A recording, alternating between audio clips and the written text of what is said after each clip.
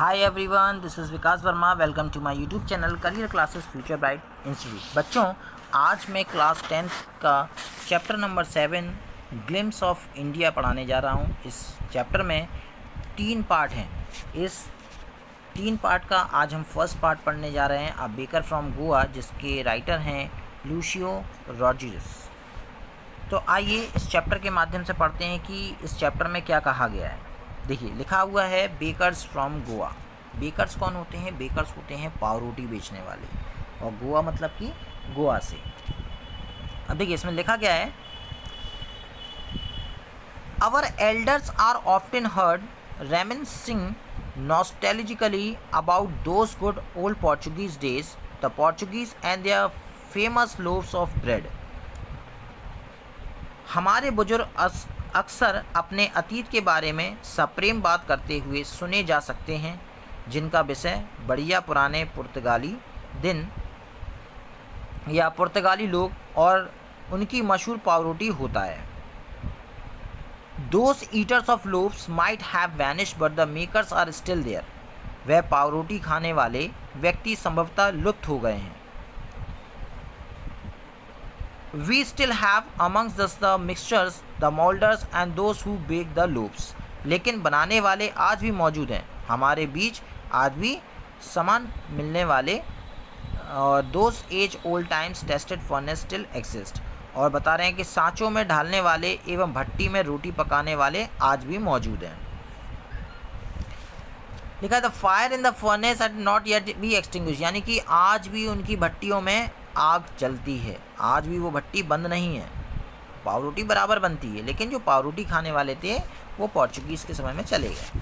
The thuds and the jingle, the tradition bakers bamboo. बता रहे हैं कि ये लोग, इनके पास क्या रहता था, एक बैम्बू रहता था, बैम्बू बास्केट रहता था, जिसमें वो पावरोटी को रख कर जगह जगह जाकर अपने एक बांस की डंडे को बजाते थे, जिसमें से क्या निकलता था, एक आवाज़ निकली थी झैंक झैंक की।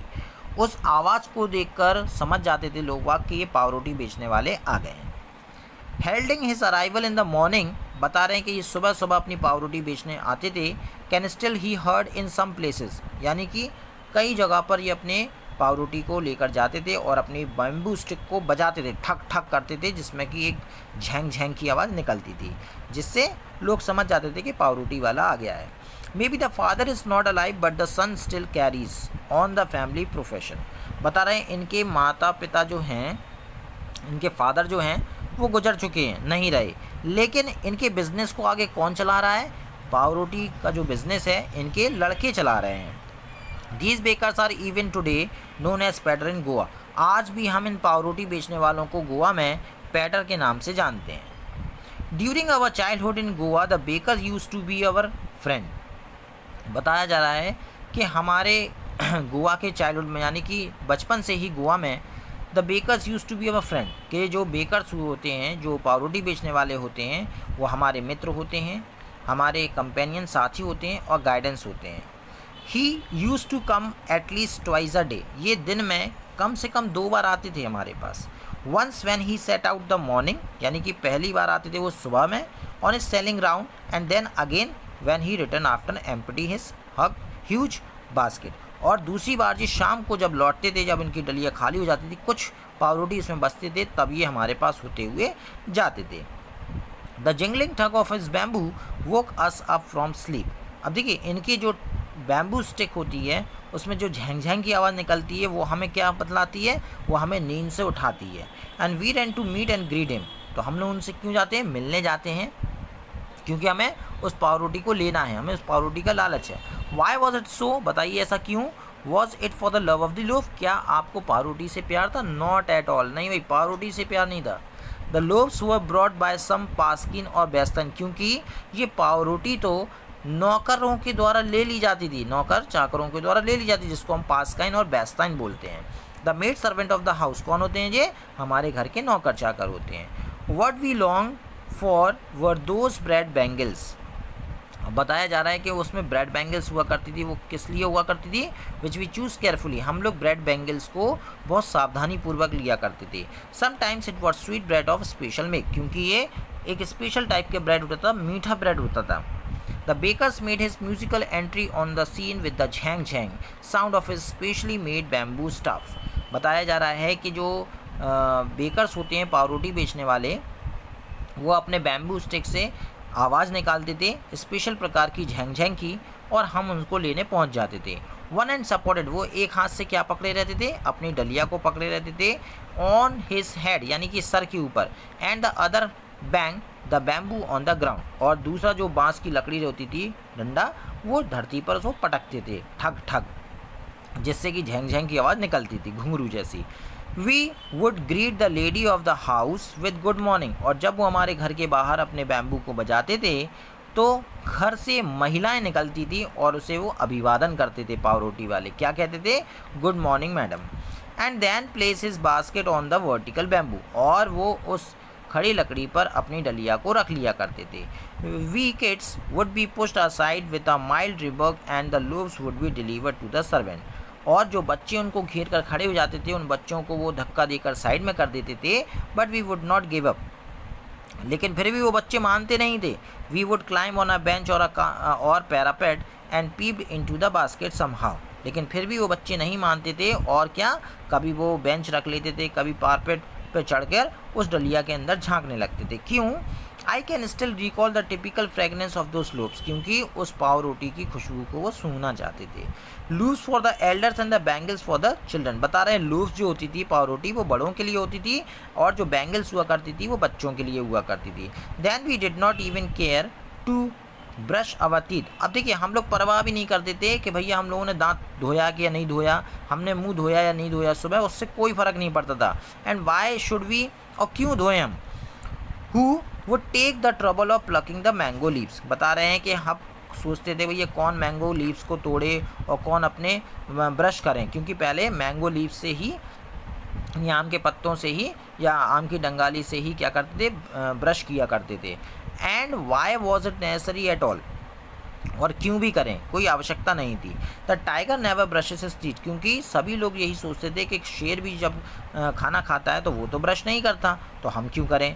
Hot T could wash and clean up everything so nicely, क्यों हम लोग ये सोचते थे कि जो गरम गरम चाय है वो हमारे मुंह और दांतों को साफ कर देंगे. After all marriage gifts are meaningless without the sweet bread known as bol. बताया जा रहा है कि जब किसी की शादी हुआ करती थी, तो अगर किसी की शादी में स्वीट ब्रेड नहीं है ना, जिसको हम बोल बोलते हैं, तो वो शादी नहीं कहलाती थी. जस्ट एज अ पार्टी और a feast loses its charms without bread, क्योंकि अगर किसी भी शादी पार्टी में अगर ब्रेड नहीं है तो उसकी रौनक नहीं आती थी उसकी शादी और पार्टी में. Not enough can be set to show how important a baker can be for the village. इसलिए बेकर्स जो थे, पाव रोटी बेचने वाले थे, वो गाँव के लिए बहुत आवश्यक थे. The lady of the house must prepare sandwiches, जो घर की महिलाएं होती थी वो सैंडविचेस को तैयार करती थी. किस पर्व पर? डॉटर्स एंगेजमेंट, यानी जब किसी की लड़की की शादी हुआ करती, सगाई हुआ करती थी. Cakes and ball and hars are must of the Christmas. बता रहे हैं कि क्रिसमस डे पर केक्स और बॉल एंड हार्स बनाए जाते हैं, और भी अन्य फेस्टिवल पर ब्रेड का यूज़ किया जाता है. दस the presence of the baker furnace in the village is absolutely essential. इसलिए बेकर्स के जो फर्नेस थे यानी भट्टियाँ थी, वो बहुत आवश्यक थी गाँव के लिए, क्योंकि बिना ब्रेड के तो कोई भी फंक्शन हुआ नहीं करता था.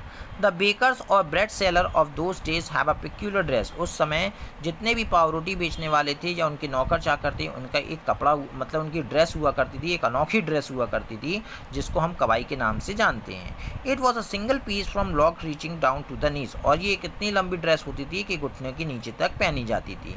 इन our childhood we saw bakers wearing a shirt and trouser. लेकिन आज के समय में हम देखते हैं कि जो बेकर्स होते हैं वो क्या पहनते हैं, शर्ट्स पहनते हैं या तो ट्राउजर्स पहनते हैं, which were shorter than full length ones and longer than half pants. बता रहे हैं ना तो वो छोटी होती थी, बताया जा रहा है कि जो वो पैंट पहना करते थे ना तो वो शॉर्ट हुआ करती थी ना लॉन्ग हुआ करती थी, यानी कि घुटने के नीचे हुआ करती थी, जो कि हम लोग आजकल उस पैंट को क्या बोलते हैं, ट्राउज़र को कैफरी बोलते हैं. Even today anyone who wears a half pant, आज भी अगर कोई हाफ पैंट पहनता है which reaches just below the knees, वो जो अपने घुटने के नीचे तक कोई कपड़े पहनता है, invites the comment that he is dress like अ पैडर, तो हम जान जाते हैं कि वो पैडर के ही कपड़े पहने हुए हैं, मतलब पाव रोटी बेचने वाले के कपड़े ही पहने हुए हैं.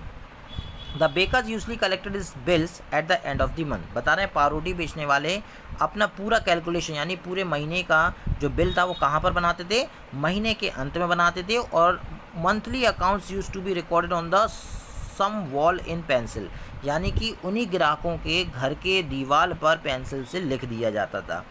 Baking was indeed a profitable profession in the old days. पहले के समय में जो पावरोटी बेचा जाता था वो प्रॉफिटेबल एक बिजनेस था।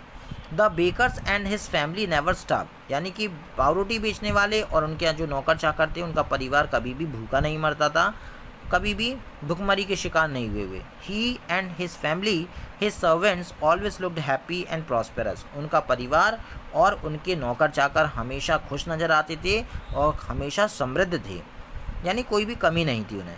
There plump physique was an open testimony to this. Even today any person with a jackfruit like physical appearance is easily compared to a baker. आज भी अगर हम किसी कटेल से दिखने वाले व्यक्ति को देखते हैं तो हम जान जाते हैं कि उसकी वेशभूषा कैसी है, एक पावरोटी बेचने वाले से, यानी उसको पावरोटी बेचने वाला ही माना जाता है। तो बच्चों आशा करता हूँ आपको ये वीडियो अच्छी लगी होगी, तो इस वीडियो को लाइक कीजिए, सब्सक्राइब कीजिए और बेल आइकन प्रेस करना ना भूलें। Thank you for watching this video.